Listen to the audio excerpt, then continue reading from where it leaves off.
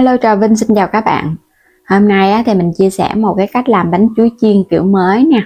Giòn rụm luôn và để cả ngày nó cũng không có bị sẹp. Đặc biệt chỉ cần một loại bột mì duy nhất thôi. Ai cũng sẽ làm thành công ngon miệng với món chuối chiên giòn tại nhà. Thì bây giờ mời các bạn mình cùng xem luôn nè. Đầu tiên là mình dùng ở đây 300g bột mì đa dụng là 2 chén. Bên đây là 150ml nước cốt dừa hoặc là sữa tươi. Thêm chút muối cho bánh đậm đà. Mình có ở đây là 2 muỗng canh đường cá. Mè đen nè, mình dùng muỗng cà phê. Rồi các bạn sẽ cho vào trong đây 2 chén bột mì đa dụng cùng với 2 hoặc là 3 muỗng canh đường. Thêm muối. Cho hết phần mè đen vô thau luôn. Trộn sơ qua một cái. Mè đen có thì cho, còn không có thì bỏ qua cũng không sao ha. Tiếp theo là 150ml nước cốt dừa. Cái lớp bột mà có nước cốt dừa vô thì nó béo, và khi chiên lên cái bánh của mình nó cũng xốp cái lớp bột nữa. Hoặc là các bạn dùng loại sữa tươi không đường kết hợp nó sẽ ngon ha. Rồi bây giờ mình dùng tay mình nhồi nè. Bột lúc này nó sẽ ẩm mềm, các bạn cứ nhồi nha, đừng có sợ nó bị khô tại vì đường nó còn tan ra nữa đó. Cứ nhồi đều cho nó quyện lại thành một khối. Bột mà nhồi xong hết thì các bạn thấy nó quyện lại và nó không có còn bột khô nữa thì đậy kín để qua một bên. Mình dùng đây là chuối xiêm. Chuối lá đen thì nó ngọt ngon hơn. Ngoài ra các bạn có chuối nào thì mình cứ dùng chuối đó không sao hết ha. Phải là chuối chín mới ngon, đừng có chuối sống. Chín mà vừa chín tới nó cũng không ngon lắm, bên trong nó sẽ hơi chát. Nhưng mà cái kiểu này thì đừng có làm cái chuối mùi quá, nó bị nở bột á. Một trái chuối thì mình sẽ xắt xéo nó ra. Phải chia ra làm 3 đi. Tại vì làm 2 thì nó hơi dày quá. Làm 3 là vừa một miếng á. Chút các bạn quấn bột vô mình chiên là cái bánh nó vừa ăn. Vừa có chuối vừa có bột nó đều. Quay trở lại bột, bây giờ các bạn sẽ lấy nó ra mặt phẳng ha. Mình để nãy giờ khi mà làm chuối cũng được 15 phút rồi đó. Phủ thêm chút xíu bột khô. Các bạn nhồi sơ sơ lại một cái để cho nó dẻo hơn. Bột ẩm mềm thì ra bánh nó mới giòn ngon. Khô quá là nó dễ bị cứng lắm. Còn bột ẩm quá thì các bạn khó tạo hình. Mình cứ chia nhỏ ra những cái viên nhỏ nhỏ thôi. Một cái bánh thì mình làm một cái viên bột. Phủ thêm chút xíu bột khô. Rồi cái vo tròn lại. Giống như là mình làm cái cục bột cho bánh bao vậy đó. Có thêm mè vô nhìn cái cục bột nó cũng ngon ha. Các bạn cứ lận từng viên cho nó tròn. Rồi bây giờ phủ thêm chút xíu bột khô nè. Sẽ đè nó xuống rồi cán mỏng ra. Cán nhớ phủ bột khô chứ không thôi nó dính. Các bạn cán từ từ vậy nè, để cho cái cục bột nó ra cái chiều dài đó. Thì chút mình quấn càng mỏng càng ngon nha. Quấn vô là nó đều cái miếng chuối. Có thể cán sơ qua một lần hết rồi mình quấn cũng được, hoặc là cán miếng nào các bạn quấn miếng đó cũng được.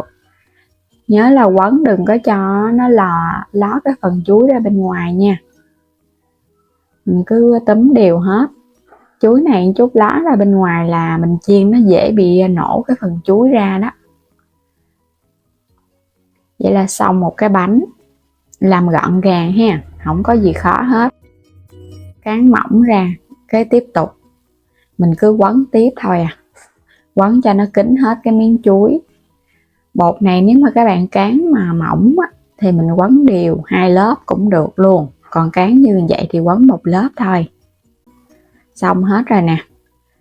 Chuối quấn xong thì có thể đi chiên được luôn. Bây giờ mình sẽ bắt chảo dầu lên chiên. Các bạn thấy cái bánh dễ thương ha, dài dài gọn gọn. Có thêm mè đen nhìn cũng bắt mắt. Dầu nóng sôi quanh đũa thì các bạn hãy thả bánh vô chiên, chứ nếu mà dầu chưa có sôi thả bột vô nó cũng dễ bị chai bột. Thì bánh nó không có nở và khi mà mình chiên nó cũng không có cái độ giòn ngon nữa đó. Chuối chiên bột, chuối chiên nhúng hoặc là quấn bột gì cũng vậy. Tất cả các món chiên khi mà cho vào chiên các bạn nhớ là dầu phải sôi nóng. Rồi để ở mức lửa trung bình thôi, đừng có để lửa lớn quá. Để cho cái miếng bột nó chín và phần chuối ở bên trong nó cũng chín kỹ. Các bạn để dầu hơi nhiều một chút, bánh nó ngập dầu thì mình chiên nó nhanh. và độ giòn nó cũng lâu. Trở qua một cái ha, rồi cái để yên chiên tiếp. Lúc này thì mình thấy gấp vô chiếc đũa nó hơi cứng rồi nè, nó cứng tay hơn lúc ban đầu rồi đó, là nó bắt đầu có cái độ giòn. Vẫn chiên cho nó vàng đều hai mặt. Bánh sau khi mà vàng đều hai mặt vừa ý thì các bạn thấy được là mình sẽ vớt nó lên để cho nó ráo dầu. Đừng có chiên lâu quá ha, mà phải vàng nó mới giòn. Còn các bạn chiên mà nó trắng quá là nó cũng không có giòn nhiều á. Mình vớt lên hết rồi cái thả tiếp cái phần bánh còn lại vô cái chiên tiếp tục. Cái bánh bột mì này chiên lửa vừa vừa thôi ha, chứ các bạn chiên lửa áp quá là chuối ở bên trong nó chín không kịp. Để cho nó ráo dầu thì mình sẽ cho qua một bên nè, chiên tiếp cho đến hết. Bánh giòn rụm luôn, cực kỳ ngon. Ráo dầu khô, mặt nó không có bị ẩm nè. Mình không cần phải để qua miếng giấy thấm dầu luôn á, mà cái phần bánh của mình nó vẫn khô ráo. Nhìn nó không có bóng dầu giống như các bạn dùng cái phần bột mà pha nhúng. Nhìn ngon quá chừng luôn. Cái vỏ này có thể áp dụng cho bánh xếp nhân mặn ha, bánh hoa dạ, bánh xếp, hoặc là kết hợp với bánh bao chiên cũng ngon luôn. Nhưng mà bánh này thì phần bột nó giòn, mình phải làm thật là mỏng nó mới ngon, không có cần bột nở đó. Còn các bạn làm bánh bao thì phải có một chút bột nở để cho bột nó nở ra, bánh nó mới xốp. Mình thấy cái vỏ bột này làm hoành thánh cũng ngon luôn, quá chừng ngon. Giòn ở bên ngoài, xốp ở bên trong, cực kỳ giòn luôn á, nó bóc bóc luôn. Chuối chiên lên là mình thấy nó thơm phức cái mùi chuối kết hợp thêm bột mì nữa. Làm kiểu này mình thấy rất là nhanh, không có cần phải pha bột rồi cái mình nhúng tới nhúng lui 2 lần.